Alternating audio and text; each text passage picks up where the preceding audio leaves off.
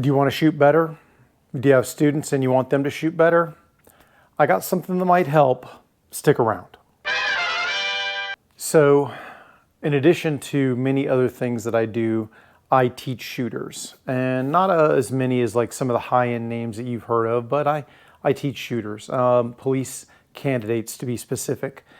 And in my state, we tend to use targets that look like this. QIT target, full-size target. Now, I'm going to give you the bottom line up front if you don't want to stick around for the final notes, because I'm going to go through a bunch of dumb stuff and talk about how I got where I got. But if you want to make your shooters better, you want to make you better, here, like I said, the bottom line up front, the bottom line is this. Don't have your students shoot at targets that big, and don't you shoot at targets that big. Shoot at targets this big. And look, I know this is no great revelation. I'm not the first person to think of this. There are many. Dave Spalding, notably, by the way, has his students shoot at 3x5 cards and has for a long time, probably decades. But when I first got into the police world, everybody was shooting at targets this big for the most part. Occasionally they'd have some other targets that were smaller that they'd use for maybe some isolation drills, but probably 99% of all the shooting was done at a target like this. And the problem that you run into with a target like this, well, there are many. One, you can tell people, hey, I want you to aim right here. Like point at a spot and go, aim right there. And that sounds really good in theory. But usually with a beginner, somebody who's not really into shooting, when you give them a target that looks like this, they shoot at the whole freaking target. No matter what you say, no matter how you interact with them verbally, they just see a target and they shoot at the target, this whole size. And so they get hits either on the target or off the target. They either hit or miss the target. And like I know, aim small, miss small. Mike, I know that's yours. Congratulations on coming up with that. It's a brilliant thing. But anyway, when you give somebody a target that looks like this, you get what you get. And, you know, you see some cops that shoot pretty good on it. You see some cops that shoot okay on it, blah, blah, blah. When you go to a private range, or a public range, I should say, a lot of times if you walk down the aisles and see the people on each lane, you see people shooting at really big targets. Targets at least this big, if not bigger. And if you look at me, in relation to this target, like it's easily as big as I am, and maybe, and I'm not a big kid, by the way, 5'8", 185 pounds, but if you look at this, it's certainly human size. The problem I see with a target like this, among others, is that if I land a round right here, that gives me full value score. I get 100% of whatever that round is worth. In the Commonwealth of Virginia, currently that's 5 points. If I shoot here, the very bottom left, but I still get it within the outline, that's still 5 points. And for that matter, in the Commonwealth of Virginia, if I shoot here, that's worth 3 points. So in essence, I get 60% credit just for shooting somewhere on this piece of paper. And that gives you what it gives you. You know, opinions vary, but understand that it's underwhelming. A few years ago, I got the idea of why don't I have people work on smaller targets than this? And so I changed up the paradigm and I went from full-size targets for most of the practice to half-size. Looks like this. So now, instead of a full-size, I gave them half-size targets, literally 50% width and height from the original target. Speedwell does these for me, or the Target Shop out of New Jersey. In case you're wondering, it's actually a stock item for them, the FBI QIT03R for Romeo. Tell them I sent you, but I digress. I switched most of my students from practicing on those full-size targets to these, and then on qual day, I would obviously let them shoot the bigger ones. What I found, two interesting things. One, almost everybody, despite 50% of the surface area, was still qualifying on the smaller targets. And not just qualifying, but in most cases, scoring 80s and 90 percentile. And that told me a few things, one of which you're doubtless aware, that we were holding cops to too low a standard when it comes to their firearms marksmanship. You could argue that in any case when it comes to a lot of different standards, get in the comments, savage away, I don't care. But most of the recruits were easily passing, if not scoring 80s and 90% on this half-size target. And the scores overall improved. Across the board, the percentages completely improved. In fact, the last session, not the one I just graduated, but the one before that, I want to say the overall average was easily in the 90 to 92 percentile for the whole class, for all qualification score attempts, to include the people who didn't do that well and had to get a second attempt and even a third attempt. I averaged them all in there, still over 90%.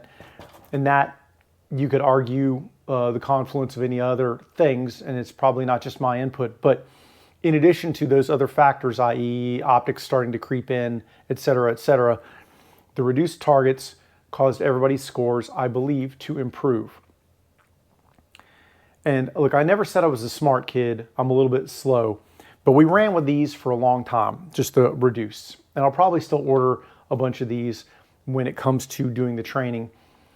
But understand that while I was holding people to this standard, I often would, with firearms instructors, do something a little bit different. And for firearms instructors, when they would come out, I would hold them to a 3x5 card standard.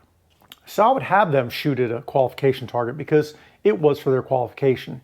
But I would post a 3x5 card right in the middle, just like that. And I would tell them that any hit on here is full value and any hit out of there is 0, goose egg.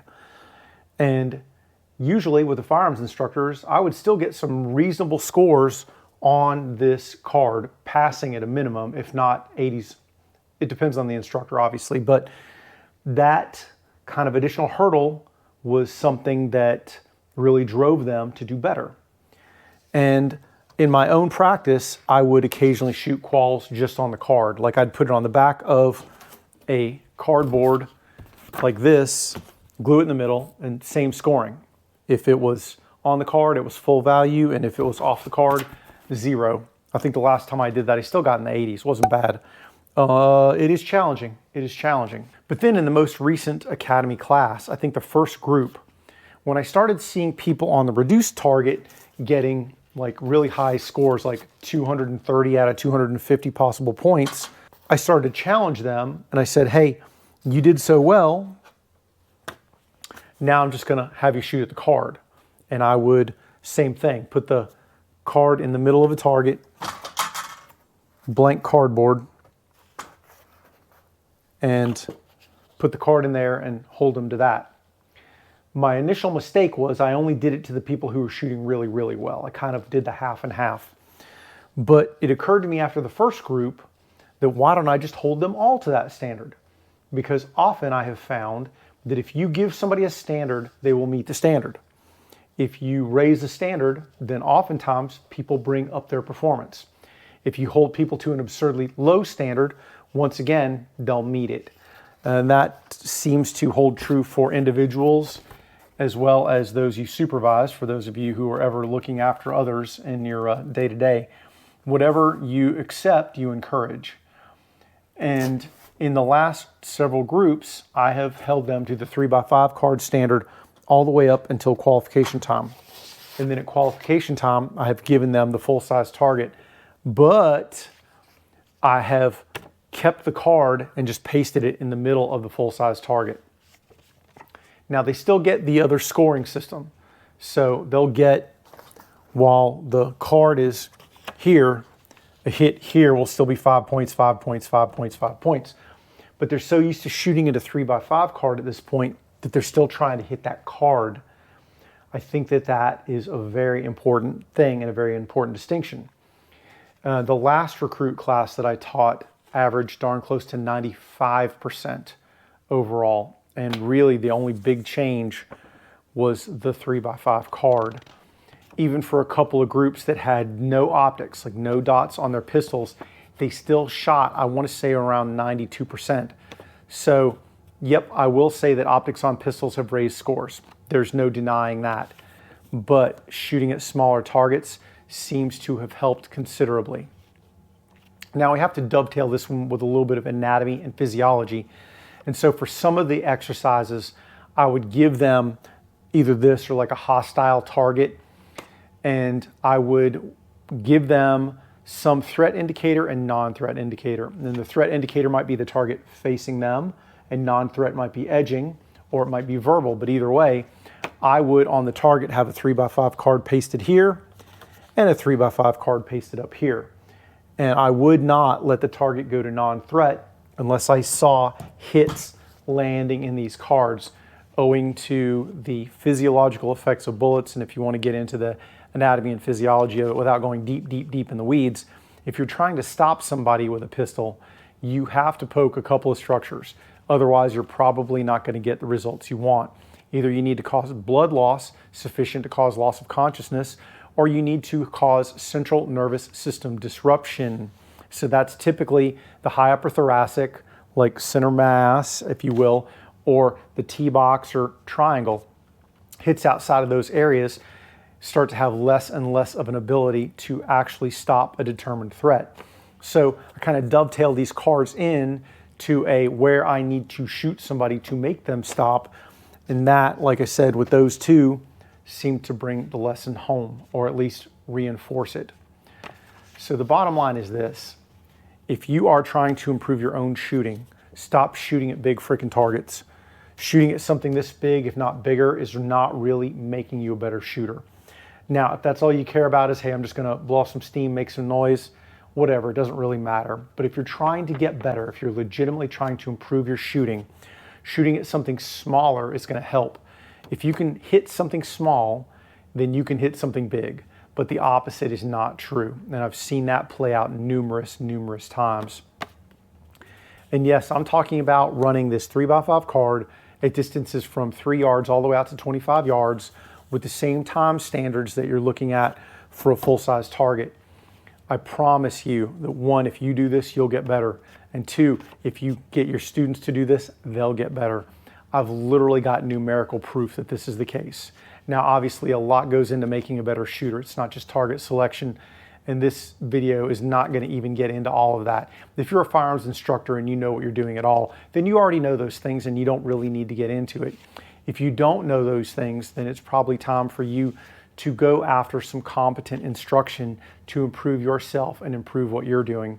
And for that matter, if what you want to do is firearms instruction, if you're not getting your own instruction so that you can see what other people are doing, I kind of wonder exactly what your overall plan is.